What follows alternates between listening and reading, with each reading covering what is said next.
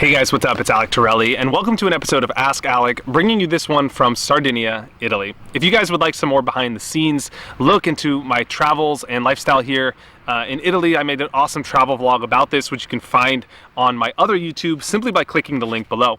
On that YouTube, I also share my experience, my journey as a digital entrepreneur traveling around the world, running a business as well as playing poker, some behind the scene things for travel hacks and advice for entrepreneurs and people wanting to create businesses and lifestyles that they love, that I share on that channel. So click the link below and subscribe if you would like that. I'd greatly appreciate your support, helping me grow that channel as well. For now though, let's get back to the Ask Alec question. I put out a poll on my Instagram asking people to ask me anything, and unfortunately my Instagram was kind of bugging out and I couldn't respond to the question. So I told users I would answer them in Ask Alec videos. And this question comes from Julie1. I'm butchering your name. She says, do you ever get bored of poker? Because sometimes it's repetitive, and do you ever want something new? Also, I'd like to add to this question what to do when you do get bored and how to kind of reinvigorate yourself and get inspired to play poker again. I know a lot of you guys deal with burnout where you're playing poker and it just gets, you get to the point where you stop playing well because you're burnt out, you've been playing too much, and there's this like graph where your poker playing goes like this, you know, you're playing well, like this is the x-axis, this is the y-axis, or vice versa, and you're playing well, you know, this is your level of how good you're playing. You start up here and it goes like this, and this is the time, and you play well, and then it just completely drops off. So if you could ever relate to that kind of exponential drop off of not playing well when you reach a certain point, this video is definitely for you. I've had a lot of experience in this area just from playing poker for 15 years and dealing with the inevitable ups and downs and the difficulty that comes with trying to find a way to stay inspired, to stay on top of the game, stay ahead of the industry, stay ahead of the curve, and beat the games of poker from 2003 to 2018. I'd like to share some things that I've learned along the way, some things that have worked for me personally, and hopefully you could take some tidbits of wisdom out of this and apply them to your own game and life as well. So I started playing poker back in 2003. Chris Moneymaker won the main event. It was like boom, and everyone was hooked on poker. And as you guys can probably relate to, when you first start playing poker, when you first, you know, start a new hobby or maybe even get into a relationship, there's that period of obsession where you're super excited about it. You want to eat, sleep, drink, live and breathe poker or whatever it is that you're doing.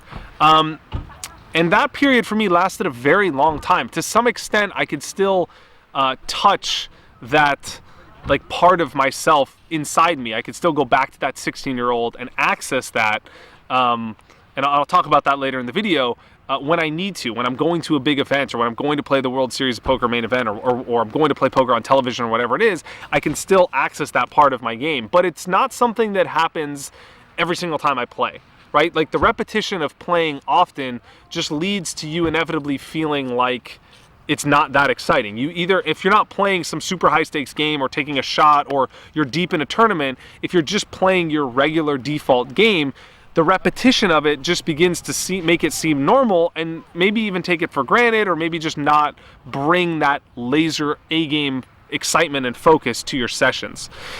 So that initial phase for me, and maybe you're in that initial phase, maybe you're just coming to my YouTube channel, you're just finding poker and you're excited about the game, you're absorbing every piece of content you can, you're rapidly trying to learn, and you're in that enamored phase of the game where nothing can make the game seem boring. Maybe you're past that phase, maybe you just went on a downswing and you're feeling burnt out, you're frustrated, you just finished playing a long series of poker grinding, and poker's the last thing you want to do, you want to get away from the game.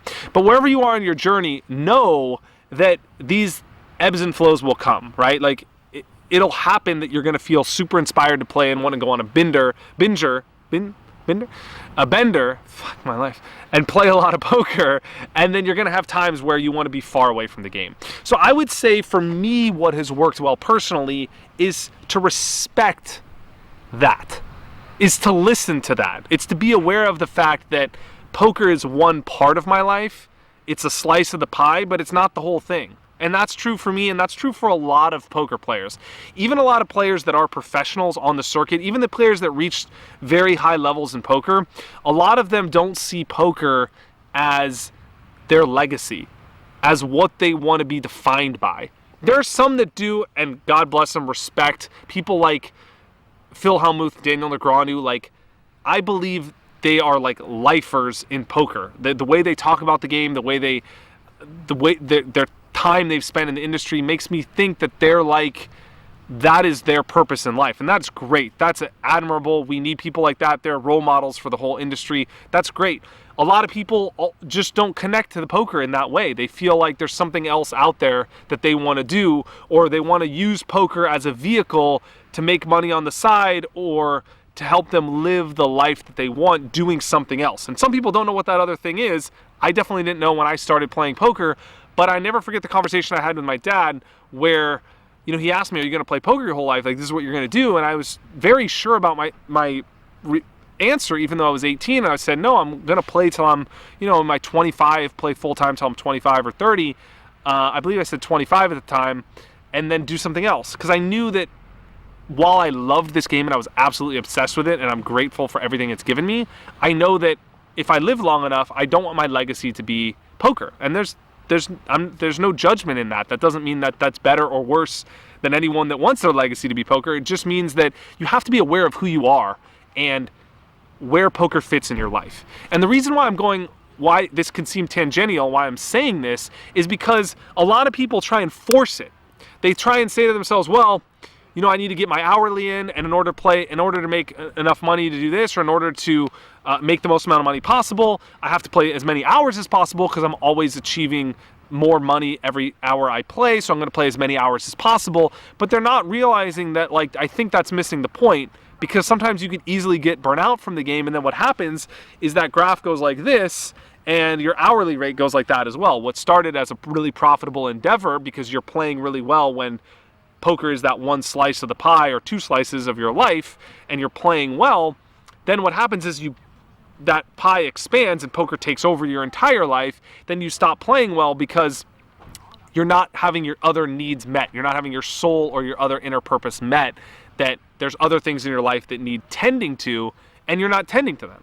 And that's how it is for me personally. And there's a lot of, like, without getting into what is important for me in my personal life, it doesn't really matter, but just the fact that there are other things that I need to do in order to feel like I have the space for poker in my life is something that I need to be in touch with. And that's changed throughout my career. Like in my early career, my 16 through like 23, like there weren't that many other things I needed to tend to because poker was all I was obsessed with, right? It was in that early enamoration phase of poker where I was just enamored with the game, enamored phase with poker, where I was just in love with the game, and there wasn't like many other things that I felt like I needed to do. Now I've been married for 5 years, I have a wife, I have like other things I'm working on, I have an online business that I've been running for many years, I love writing, I have another YouTube channel. There's a lot of things that I feel like other ways I need to express myself in order for me to feel full, in order for me to feel balanced as a person.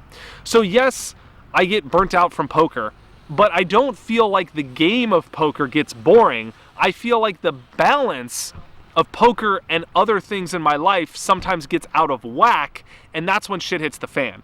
So when poker is in balance in my life, I love poker. I love the game. I love playing. There's nothing else I'd rather do. There's nowhere else I'd rather be than at the table playing high stakes poker or on television or in a big tournament or playing in Macau. Like, that's the most exciting thing for me. But when it crosses that threshold of this is the amount of time I feel like is right for me to play poker, and this is how much time I'm actually now playing, that's when I feel like the game gets repetitive and boring and shit gets out of whack. So it's not the game itself. I don't want to ever blame the game of poker, because that's almost, I think, an arrogant standpoint to take. There's always something to learn in poker, right? Boredom happens when learning stops. So if you're getting bored from playing poker, it's because you're not learning anymore. But when you're learning playing poker, the game is always exciting, right? And in the beginning, the game's exciting because every new hand is a new discovery. Every new hand's a new opportunity to learn, to get better, to improve, to exploit, to find new edges. But then what happens is after a while, we start to get in this robotic, monotonous state where we feel like, oh, I've seen this situation before. Ace King, I'm going to 3-bet, or Jacks, I'm going to 3-bet, or this hand, Ace 5 suited, 3-bet. But without thinking about the situation and all the interesting dynamics. And I feel like that's when the game gets boring, when we just start to go on this autopilot mode. And this happened to me a lot when I played online poker. Way back when, I played a ton of online poker, millions of hands of poker online. And there were times when I'd go through phases where I found myself just clicking buttons, not actively being excited or thinking about the game of poker. And so that was a time where I needed to stop and take a break and always be learning. And so there's exercises I do. I try and find ways to learn. In poker, I talk to people that I respect, that I think are some of the best people in the world at poker, great in the game. And I'm always trying to improve. I'm like running equity calculations on my computer on the airplane flying over to Italy. Like, I love studying the game and getting better. But again, it has to have that balance of not being too much in my life. So what I would encourage people to do is to find that balance for them. Is basically find the amount of poker that you can play that's right for you, and be sensitive to the fact that that changes over time. Like in my early 20s, all I wanted to do was play poker. I didn't feel the need to do as many other things in my life to have that balance. But now I feel like, I'm a part-time pro poker player. Like, when I play poker, I'm all in. I dip in and out of the industry for months at a time. I flew to LA, played on Live at the Bike, traveled around the US and played a lot of high-stakes poker, and that was fun. But then when I go back to Italy or traveling Asia or whatever, I'm working on my business, I'm working on my vlog, I'm working on writing, I'm working on giving keynote speeches and traveling around and sharing the lessons I've learned in poker and how they apply to life and business, because that gives me a lot of meaning. Helping other people and sharing things I've learned on my journey, to me, that's deeply rewarding. And now I'm needing more of that balance as I'm getting older in my career. So I'm always paying attention, using self-awareness to say, what is the right time to play? Is it right to go to this event? And I'm fortunate to be able to control my time. So when I'm deciding whether or not to go to an event, I sometimes don't decide whether or not I want to go until literally like a week before. Like the World Series of Poker this year, I was giving a keynote in Portland, and then I went up to Seattle for some business, and like literally in Seattle, I was like, I want to play. And God bless my wife. I have the best wife ever, super supportive. We flew to LA, drove out to Vegas, and 3 days later I was in Vegas playing the main event. But like, that's the kind of sensitivity that I sort of apply to playing poker these days, where it's like, if I get everything done in my life that I want to get done, and I feel like I have that space for poker, then I make it. And if I don't, then there's other things that I'm working on that are equally important, if not more important to me and more meaningful to me.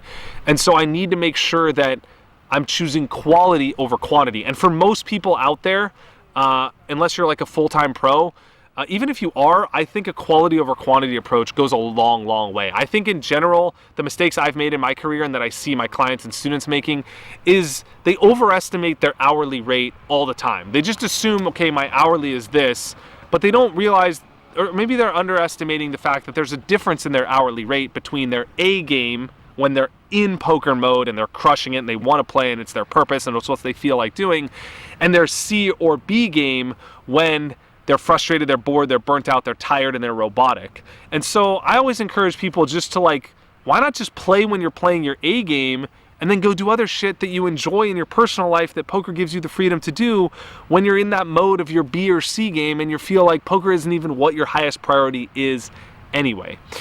So that's just how I approach these sorts of situations. This is a great question. Thank you so much for the question and allowing me to elaborate on this topic. If you like this video, please give it a thumbs up. Let me know that this is content that you guys like so that I can create more of it for you. So that's my way of knowing that you guys like this video. Also subscribe to my video as well. I could see where people are subscribing on what videos. So if you're subscribing on this video, I know that you guys like this video and this is great content for you.